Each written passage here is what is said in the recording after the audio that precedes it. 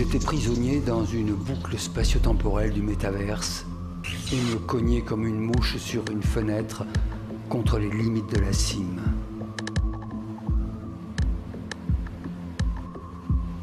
Plus aucun signe de vie autour de moi. Mon créateur avait brutalement disparu. Privé de mon double psychique, je n'étais plus qu'un avatar réduit à sa plus simple expression. Un assemblage binaire, un vulgaire tas de pixels.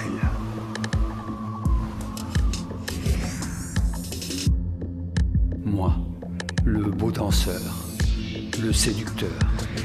Aujourd'hui, abandonné de tous, peut-être même seul dans ce monde.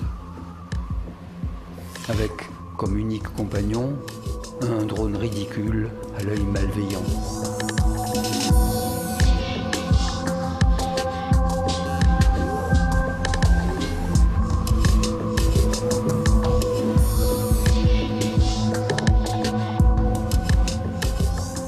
Je voulais continuer à vivre, rejoindre mes amis, mes amours, continuer à connaître les frissons des téléportations et la découverte des mondes fantastiques.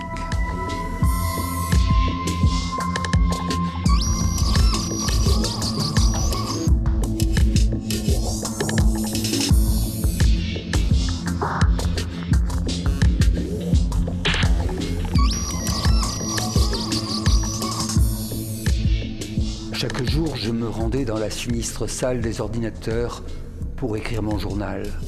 Et, comme chaque fois, je tentais sans conviction de capter un message de l'ancien monde. Y avait-il encore quelqu'un quelque part? Ce matin-là, mon écran s'alluma brusquement. J'avais enfin la preuve qu'ailleurs, quelque chose existait bien encore. Il m'apparut alors clairement que j'étais la victime de mon créateur. Ce lâche, il ne pouvait sans doute plus assumer toutes les exactions qu'il m'avait fait accomplir. Il devait se cacher quelque part, dans le monde virtuel, sous une autre identité.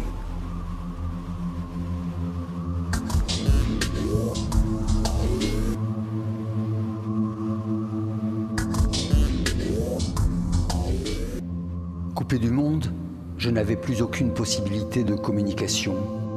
Mais en me concentrant fortement, je savais que je pouvais encore établir un lien mental avec mon double psychique.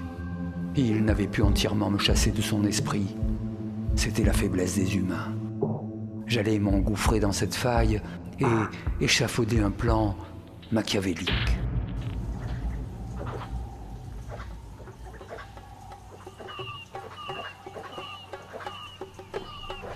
À partir de ce jour, insidieusement, je commençais à m'infiltrer dans ses rêves, ses pensées. Jour et nuit, mon souvenir le harcela. Pas question de lui laisser une seule minute de répit. J'étais partout. Tous les souvenirs passés dans sa deuxième vie revenaient comme des fantômes, envahissant son esprit de façon permanente. Il devenait fou. Je m'étais introduit dans sa mémoire. J'avais inversé des rôles. J'étais devenu son maître. Alors, pour oublier, pour laisser derrière lui toutes ces pensées néfastes, il se réfugia dans la fuite. Et moi, tel l'œil qui regardait Caïn, je le poursuivais à travers son voyage. Un voyage qui devait l'emmener jusqu'en Inde. Nityanandakari varabhayakari saundaryaratnakari nirdhutakhilghor pavanakari pratyakshamaheshwari praleya chalvansh pavanakari Kashipuradhishwari Diksham Dehi Kripavalambanakari Aujourd'hui, c'était moi qui décidais. Il était devenu, comment dirais-je, mon avatar.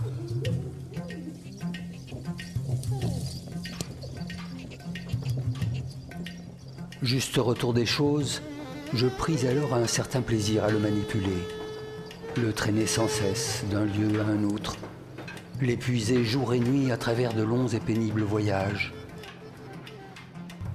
lui faire goûter le bruit et la poussière des routes indiennes, ou l'ensevelir sous les trompes d'eau des moussons.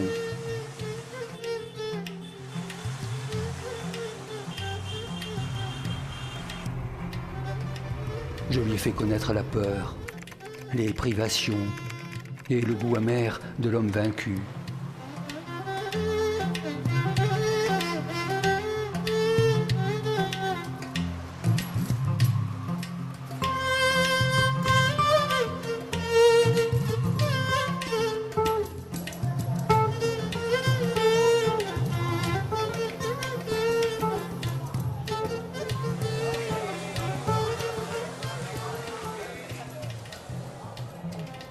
Et puis, à travers ses errances, ses épreuves, son voyage, comme il arrive souvent en Inde, se transforma en un vrai parcours initiatique.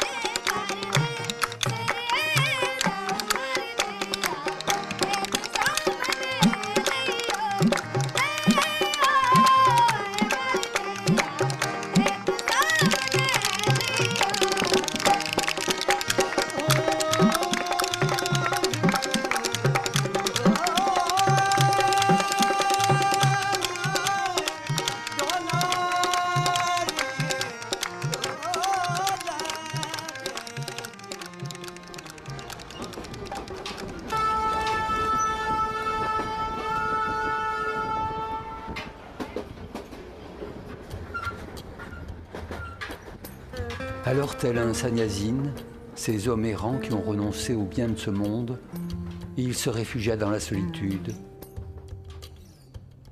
se dépouilla peu à peu de ses certitudes, des possessions matérielles.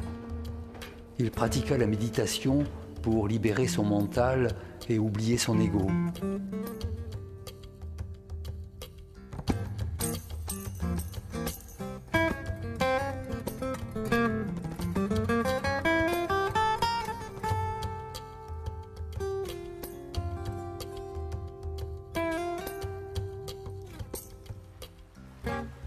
Alors, il arriva vers un sentiment d'infini, une large zone floue où hasard, réalité, virtualité se confondent.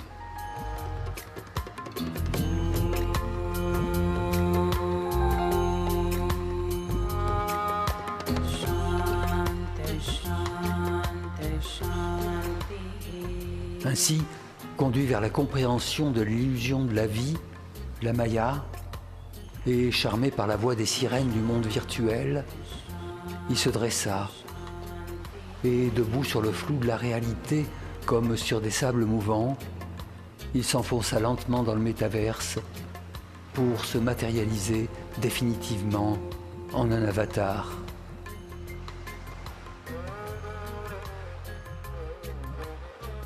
Nous étions enfin réunis. Je n'avais plus qu'à vivre à travers lui.